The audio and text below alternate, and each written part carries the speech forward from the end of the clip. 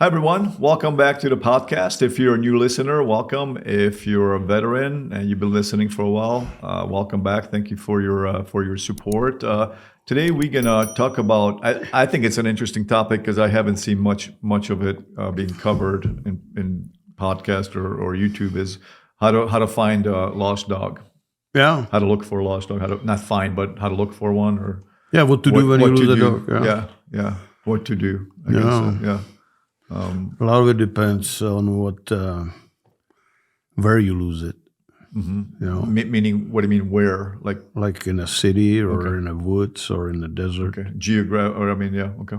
Yeah, Because you lost a few, always found them. So but that's interesting. That's what Hans is going to discuss today.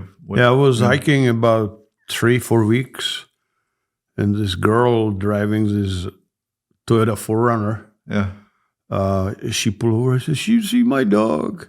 yeah, I have that poster in my car. When I find it, we can post it. I'll black up her name. mm-hmm. And it was in Big Bug Mesa, my favorite spot where I go. I mean, I have more favorite spots, but this is one I can access. Yeah, It's an hour drive up there.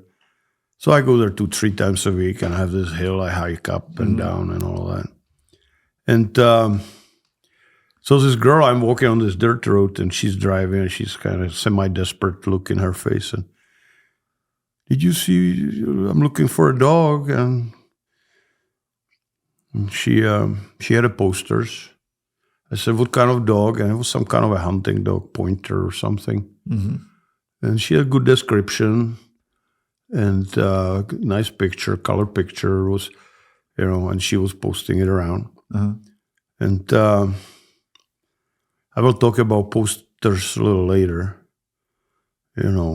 but I will say about this, like there was few times I lost dogs like this, Usually they were dogs which I didn't have for very long. Mm-hmm. And they just take off, I remember once on Salom Road, I was driving from LA. You know where Salom Road is? I think so.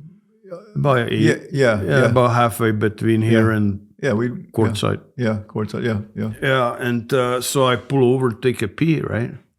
And I had a dog with me, and I let him out. Yeah. And he looked around, and he saw something in blue yonder, and just kept on going.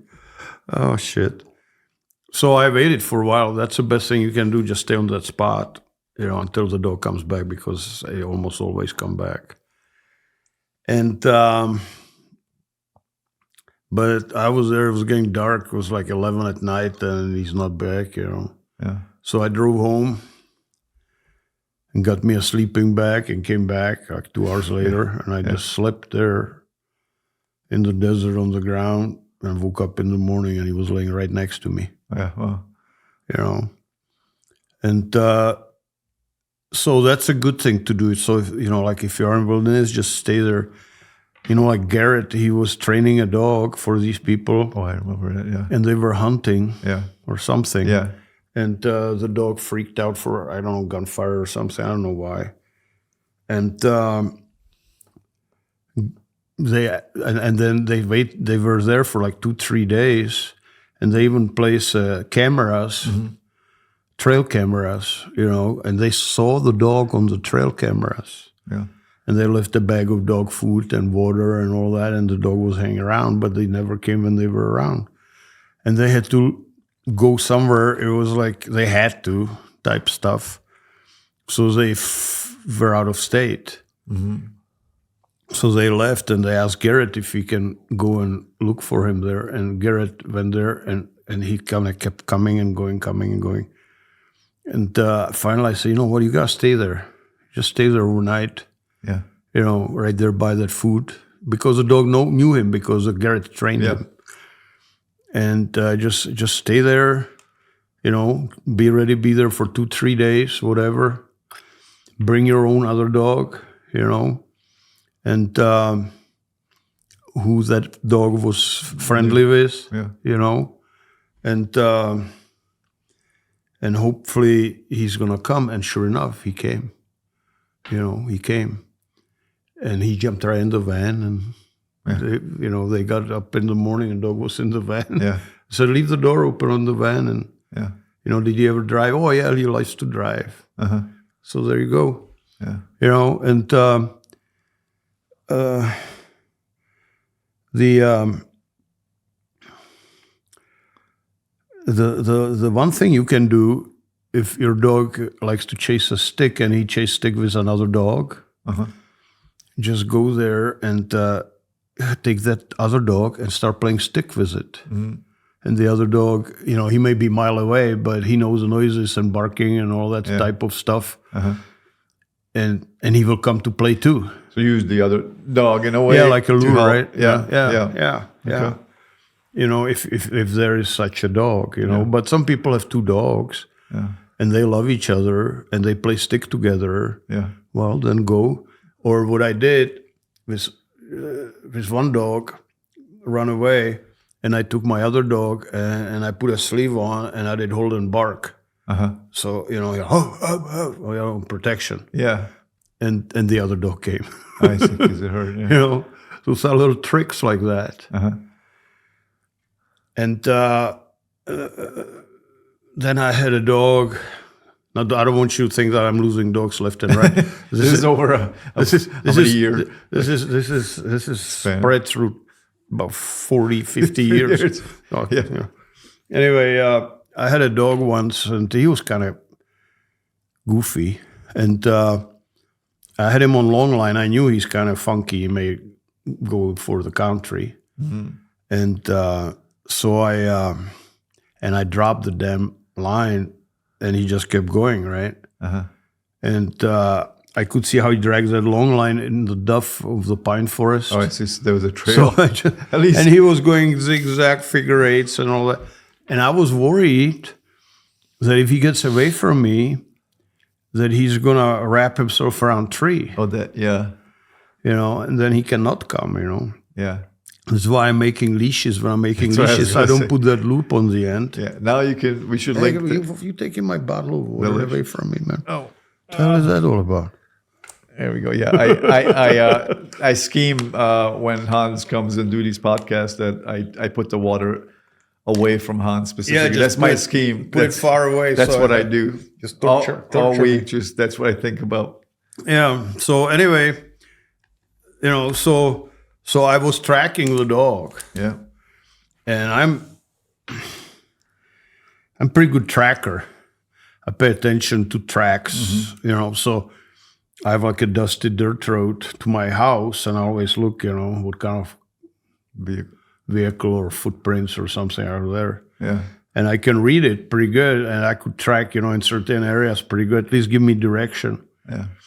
Another thing what you need to do, you got to stop being bashful when the dog gets loose. And that does apply in the neighborhood of the city or in the wilderness. And start calling the dog. People are shy and they don't want to. Yeah. But you got on top of your lungs, just scream, fee, fee, on top of, as loud as you can. Yeah. Right? And you would be surprised, the dog may come, so those are the little tricks like that. How far away would you go from the area where the dog disappeared to call the dog? That's interesting. Well, the best thing is just kind of stay in the area where you saw the dog last time. Like with my dog, Awesome, right? He chases cows, right? And I could teach him not to do it, but, I'm too old and lazy and decrepit. So I took him out there, and I always park on the same spot and go hiking up the mountain. And he always hangs around and plays sticks with me and all that. He saw this cow, man. That was it. He started chasing that cow down the hill. And I yelled on top of my lungs, and it didn't do no good. I couldn't speak for like 3 days. Remember, it was during the training. You did. It was Friday, and Saturday we had training, and So I went home. I stayed there for like 6 hours till about 11 at night, and he was not coming. And I heard these weird sounds, almost sounded like, he may run into a bear or something. And I didn't have gun or nothing. And you know what? I love my dog, but you know, Yeah, you don't want to feel like getting mauled by a bear. I don't want to walk on a bear or cougar, you know, eating my dead dog, right? Yeah. It was pretty real possibility, actually. And so I went home, and my neighbor, he had a drone. So next day in the morning, first thing we got there, and we were going to fly the drone and watch, you know, through the area, see if we can see him somewhere. Yeah. And as we were pulling into the area, he was laying right on the spot where I always park my car. After, was it 2 days? No, one day, overnight. Overnight, you know, yeah. probably like 10 hours. Okay. And that's you know, that's one of the things you know, really important. You know, always kind of, the dogs tend to come back to where they either familiar with, like your house, or where you park your car. Like I go there 2-3 times a week, you know, hiking. Yeah. And so they know the spot, right?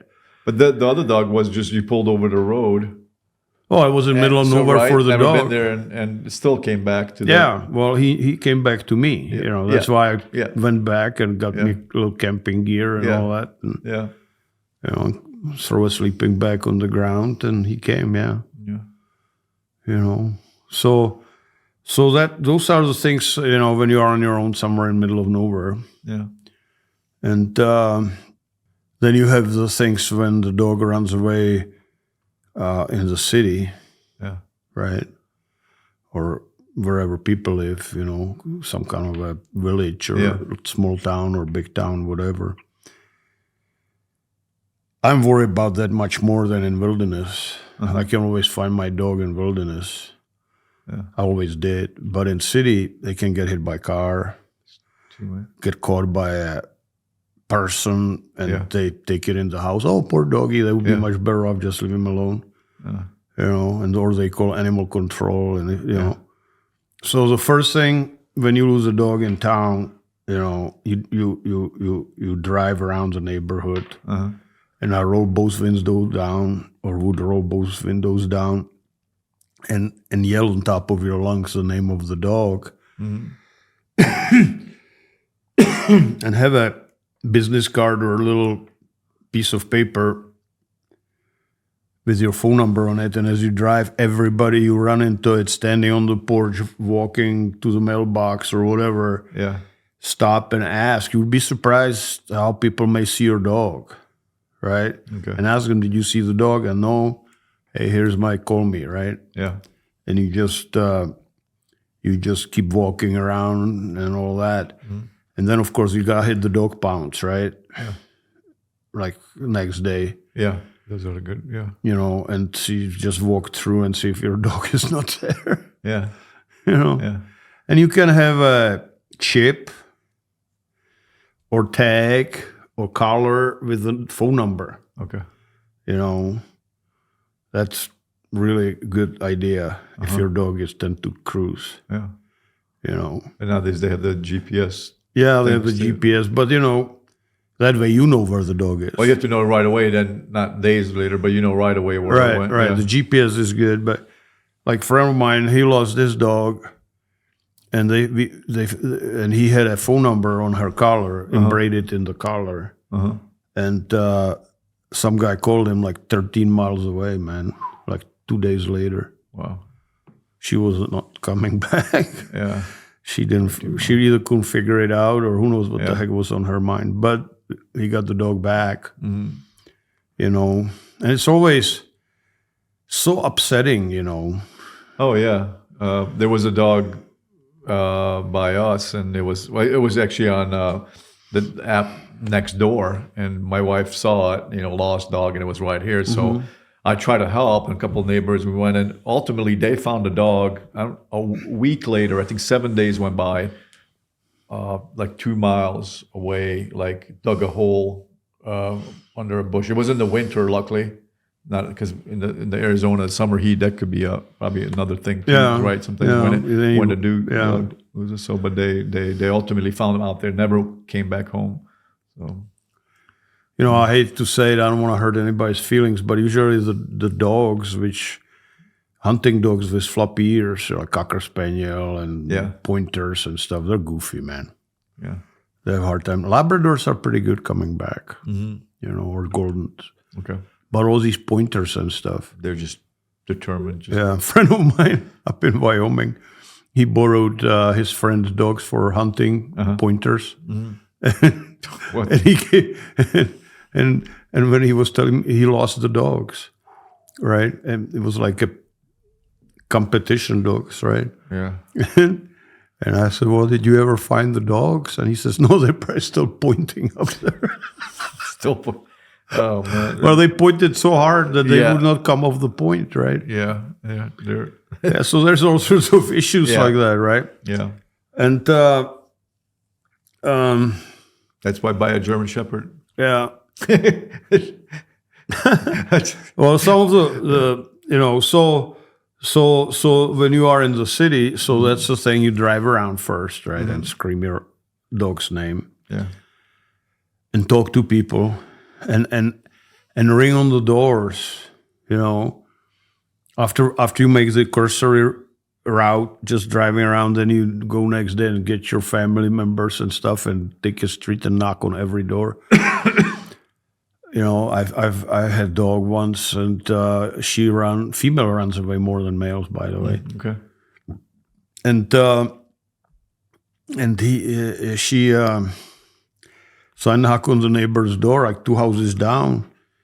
Said, "You see my dog?" "Oh yeah, she's right here. She had her in the house." So Yeah. So there's a good Samaritan, but it's, I don't know what was her plan with the dog, right? Yeah. Anyway, and then the next thing is, so you're knocking on people's doors. So first drive around Yeah. and call the dog, talk to people, business cards. Yeah. And then next day, knock on people's door. Everybody, every door, hit them, all of them. Yeah. And then, what is they call it, that website, Nextdoor? Nextdoor. Yeah. It's good. Yeah. Yeah, That's post where it there and on Facebook. Yeah. Yeah. That's wonderful. Yeah. That's, A lot of that will find it dogs. can work. Yeah. Right, Oh, it does. yeah. It does. Yeah. And then have the phone number on the dog, on the tag, or on the embedded into the collar. Yeah. Hit the next day, hit the dog pound. Right, see if it's not there, Humane Society or whatever. Yeah. And then what else? What was that story that there was the it was a lost dog that you had, and it was 2 weeks later, some lady. Oh yeah, the dog ran off. It was just a brand new dog I had. Came from Czech, fucking like $8,000 dog, and I had her in the kennel. And I thought, I always leave them in the kennel until they get used to the area. Yeah.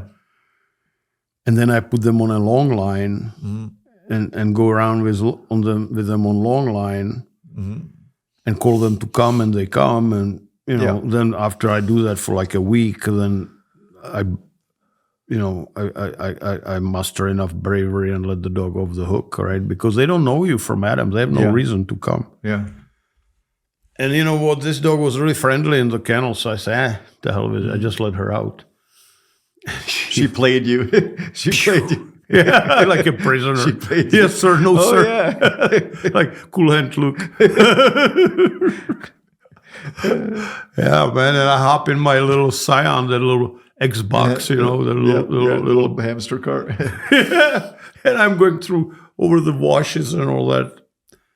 Gone, man. And I put signs everywhere. I will talk about signs. That's one more thing then you need to do.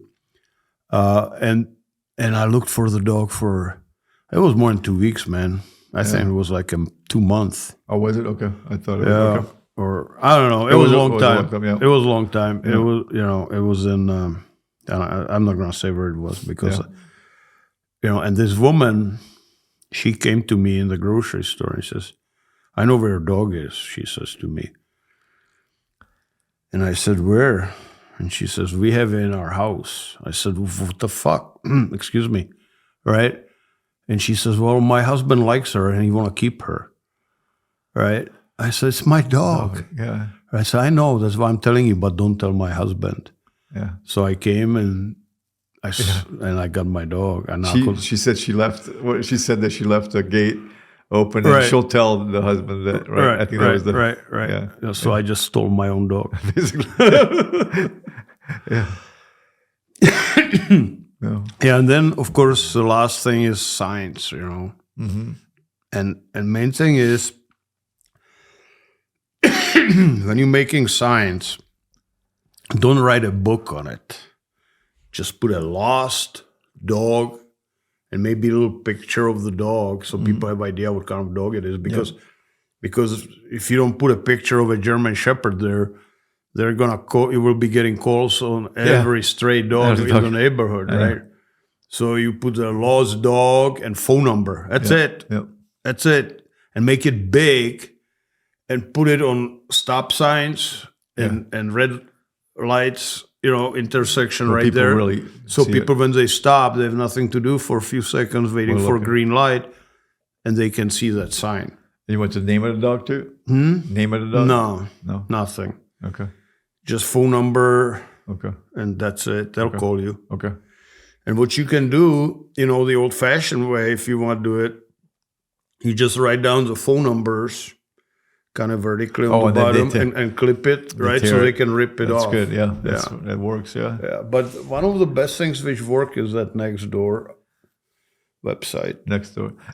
This is a little bit off topic, but talk about old school stuff like that. Han's been training dogs for so long. Tell that story. Was it in Jackson when you lived there? Or you had the phone.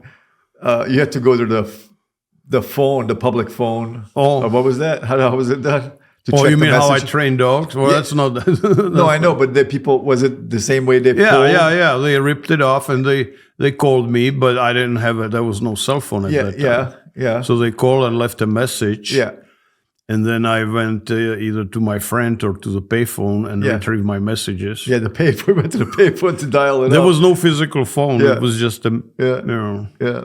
So that was tough days. So, it has nothing to do with dogs. No. But I just try to make a point of how long, if somebody's listening to this, how long Hans has been training dogs. Those were the days. The bag of dog food cost $11, man. Yeah, back then. That was a lot of money.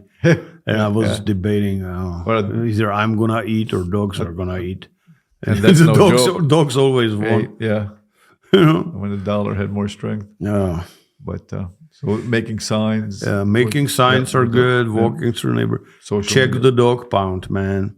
They'll put your dog down in 3 days. Go there every day. Every day, go in that dog pound. Talk to the officers there. File the paperwork. But you know what? That doesn't do any good. You just gotta go and walk and look at the cages. You have to do your own. Yeah.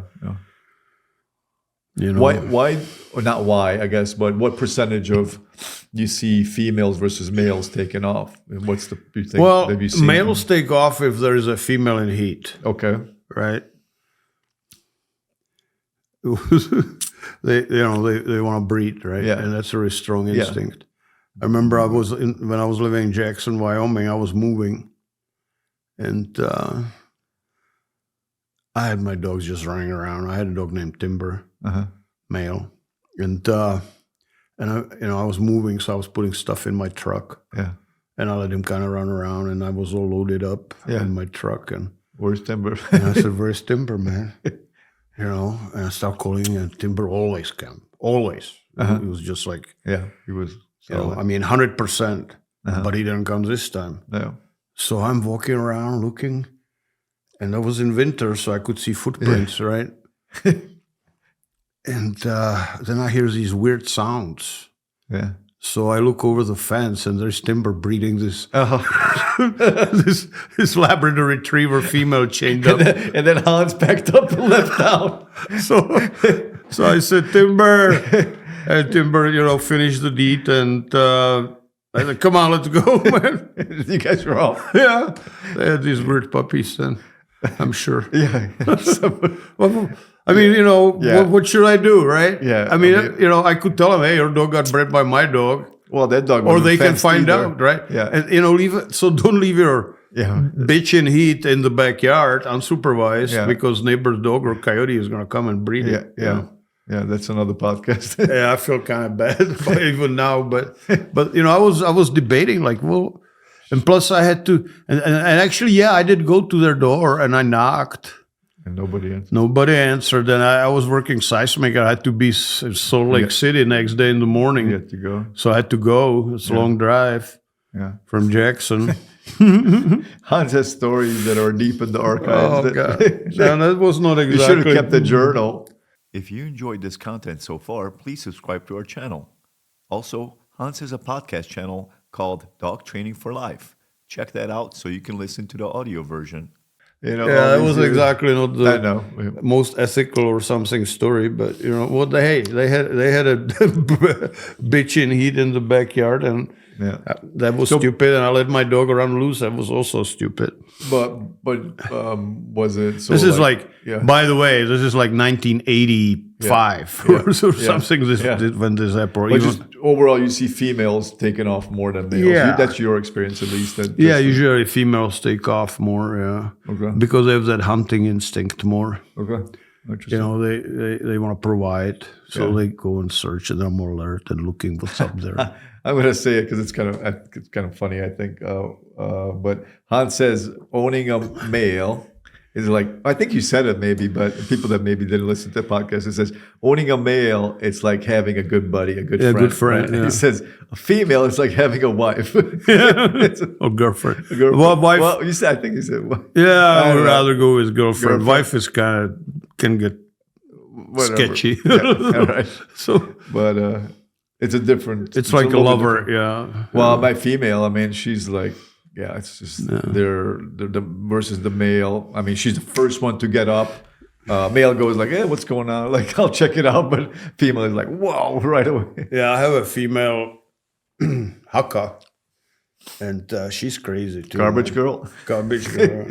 And I take her hiking, and there was hunting season. It's like 2 years ago, and she would see people like, as long as she could see them, she will go and check them out. But she's friendly, yeah. Oh, she's friendly. Yeah. But you know what? A strange dog looking like a wolf or coyote walks in your camp of hunters who are itching to shoot something. So me, I can barely walk, so I'm trying to run behind her. I scream, "Hey, she's okay!" Yelling at the guys, don't shoot her. Well, you put yellow jackets on them, and the orange international. That would be a good. Actually, that would be a good. Yeah, when you go hunt during hunting season, I have a orange bean cap, and I buy the hunting vest for used to cost like $5. Now it's probably $65. Yeah. And I with duct tape and somehow kind of attach it to the dog. I have some picture. I see if I can find it. Maybe we can put it up. Yeah. I showed it to you. Where the heck was No, it? you did show it to me. You did. Yeah, it was in one of those Google clouds. Yeah. And, it's not pretty, but as long as people can see it from all directions, I hope they're not going to shoot your dog, which is orange. And even on a lost dog, if you had like an orange vest on, obviously it'd be a lot easier to see. But you can't have it on. So. Yeah, the apps sounds like a good idea. I see it from time to time being advertised. I never had one, but it's probably a good idea. They do it a lot with hunting dogs. Yeah. Because they work on long distances. Yeah. And that way, when they lose a dog, or they tracking like a coon hunt. The GPS, Garmin makes it where they show you where the dog is too. Yeah, I don't know enough about it, talk about it, but it sounds pretty good. Yeah. That's about it. I don't know if I forgot something. No, those were good pointers. The one thing I learned from Hans is the one big one for me personally was like, don't leave the spot. Like stay on that spot. That's like number one. Yeah. That's stay on that spot where even though you want to go, like you want to look for the dog. Or you can park your car there. Yeah, I'm just like naturally you want to go, right? Yeah, right. But you can park your car there, and you can kind of go a little bit 100 yards there and then back. Kind of keep coming back and call the dog.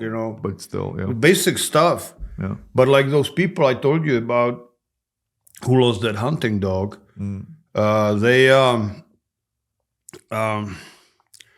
I text them. I say, you got to call the dog and go to that spot where you lost it last time. The dog freaked out. Somebody shot something, and the dog was gunshot, and she just took off. Mm-hmm. And they were from Tempe. Tempe. And I said, you just got to come here and camp there and periodically call her. And that's what they did, and dog came. Oh, it did. Wow. Yeah. Okay. Yeah. So, well, thank you, Hans. This was a good one. I think this is gonna help. Just all, doesn't matter what breed you have. It's just overall, people. Yeah, and do all those steps, every one of them. Yeah. Okay. Don't just quit. Like these people, which I found up there in Big Bug Mesa, who lost that hunting dog I'm talking about. Yeah. It was 2 weeks. 2 weeks. And they found it. And that's what you talked about before. We were talking that. I mean, you should be looking for that dog for up to what? When you say like, don't quit, like.